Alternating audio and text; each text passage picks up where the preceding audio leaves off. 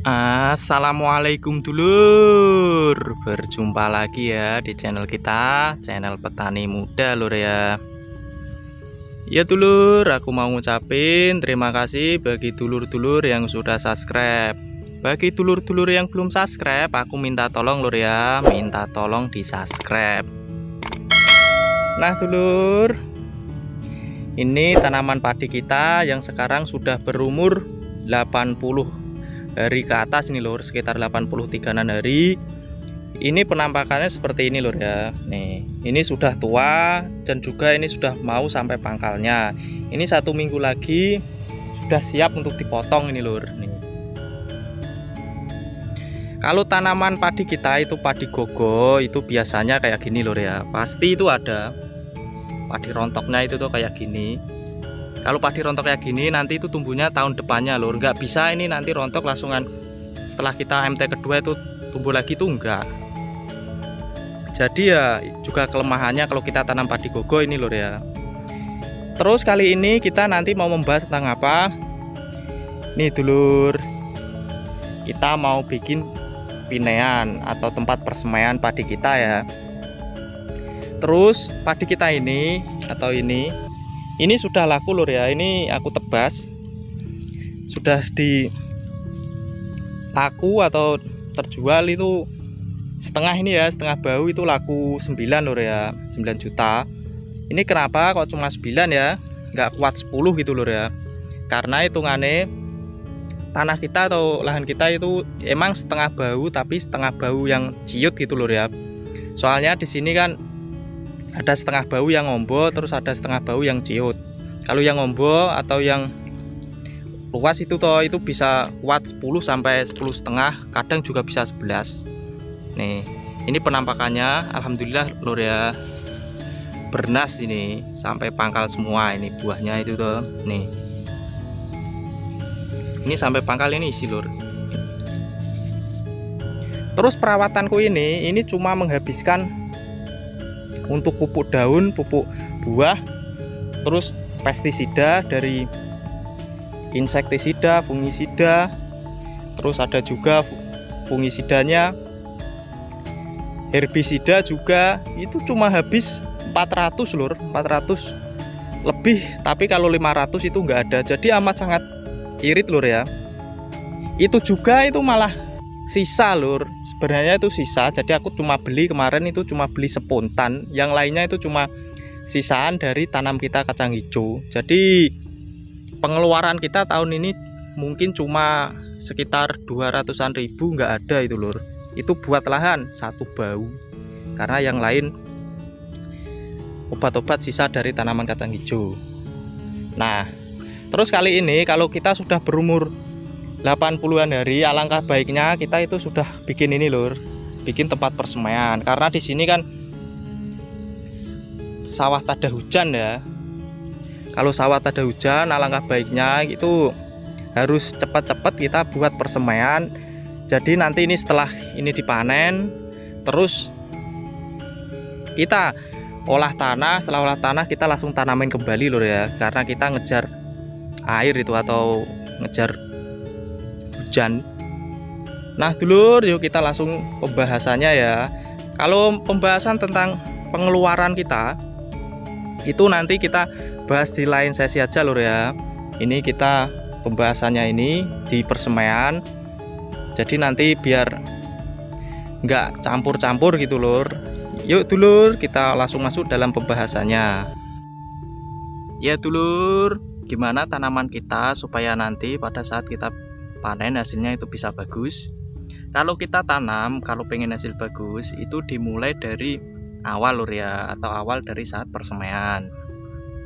Tapi karena kemarin tanamku itu dengan sistem gogo, itu enggak ada persemaian, itu tanamnya langsung di lahan, jadi enggak ada perlakuan kayak gini. Perlakuannya beda lur ya, sama yang ditanam gogo dan yang ditanam menggunakan persemaian kayak gini. Nah dulur, gimana supaya nanti hasilnya bisa baik?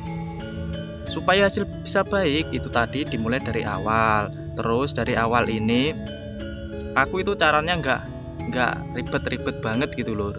Kita itu carinya yang penting itu tanaman kita sehat. Nggak perlu ngikutin SOP harus gini, harus dilakuin perlakuan kayak gini itu nggak harus seribet itu lur ya. Karena apa, petani itu kalau bisa itu ya dibuat santai aja gitu lur. Yang penting sehat, nanti hasilnya juga akan memuaskan. Kayak tanaman padi kita ini, walaupun perawatannya katakanlah biasa aja lur ya, di tanah setengah bau, habis pupuk 65 kilonan, perawatan pupuk daun, pupuk buah, dan pestisida meliputi dari insek dan lain sebagainya lur ya, itu cuma habis 400 lebih dikit itu kalau beli semua. Tapi karena kemarin itu juga sisa lur ya, sisa dari tanaman kacang itu aku cuma beli sepuntan yang seharga 80.000 yang 1 liter itu toh lur, itu juga masih sisa. Itu untuk lahan 1 bau lur ya, karena aku gunain di lahan setengah itu masih sisa. Terus aku gunain di lahan sebau ini juga masih sisa gitu lur. Nah dulur, terus gimana perlakuannya? Itu gini lur ya, kita lihat dulu kita itu ada banyak waktu atau tidak. Sekiranya kita sibuk, itu pembuatan bedengan atau pembuatan persemaian ini itu bisa dicepat gitu lur, atau dipangkas waktunya. Itu gini, setelah kita ambil padinya, terus kita bonggolnya dipotong. Aku kemarin nih lur, pada saat pembuatannya ini pada sobek ini, soalnya aku lupa nggak pakai apa itu, nggak pakai sarung tangan. Terus aku juga nggak bisa macul lur ya. Petani kalau nggak bisa macul lur ya, ya emang nggak bisa lur katakanlah. Tapi kalau cuma bisa-bisanan ya bisa. Tapi ya ini efeknya ini lur nih. Nah kalau pengen cepet, setelah tadi bonggolnya itu dipotong atau dibalik, itu langsung diinjek-injek itu aja lur, nggak usah ribet-ribet. Diinjek-injek, terus setelah diinjek-injek kita ratain. Setelah diratain nanti kita tunggu benih kita yang sudah kita kum atau kita rendem itu untuk pecah lur ya, biar bijinya itu tuh nanti kelihatan tunas-tunas baru. Terus perlakuan benihnya apakah yang baik? Ada lur, benihnya alangkah baiknya itu nganu lur ya, dilimbang. Nanti yang apa itu, yang jelek itu bisa keangkat ke atas, nanti kita bisa buang.